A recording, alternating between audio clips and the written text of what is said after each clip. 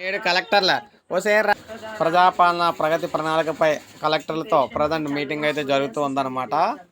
మనకి ఈ నెల 6 నుంచి 12 జూన్ 12 వరకు కూడా 99 రోజుల పాటు కొనసాగుతున్న ప్రజాపాలన ప్రగతి ప్రణాళిక కార్యక్రమంపై దిశానిర్దేశం చేస్తున్నారు. ఇప్పుడు మనం చూసుకున్నట్లయితే సాయంత్రం 6 గంటల వరకు ఈ మీటింగ్ అయితే కొనసాగుతూ ఉంది. ఇందులో ఉదయం రాష్ట్ర ప్రభుత్వ ప్రధాన కార్యదర్శి అయితే దీన్ని ప్రారంభించారు. మధ్యాహ్నం సమావేశం అయితే ముగిసింది. తర్వాత భోజనం చేసి మళ్ళీ స్టార్ట్ అయిందనమాట. రాష్ట్ర ప్రభుత్వం చేపట్టిన 99 రోజుల కార్యాచరణ ప్రణాళికపై కలెక్టర్లకు సమగ్ర వివరణ అయితే ఇవ్వనున్నారు. ప్రాధాన్య అభివృద్ధి పనులు, వేగవంతమైన భూ స్వాధీన ప్రక్రియలు, అటవీ అనుమతులు, వాదన వంటి అంశాలపై ప్రత్యేక దృష్టి సారించబోతూ ఉన్నారనమాట.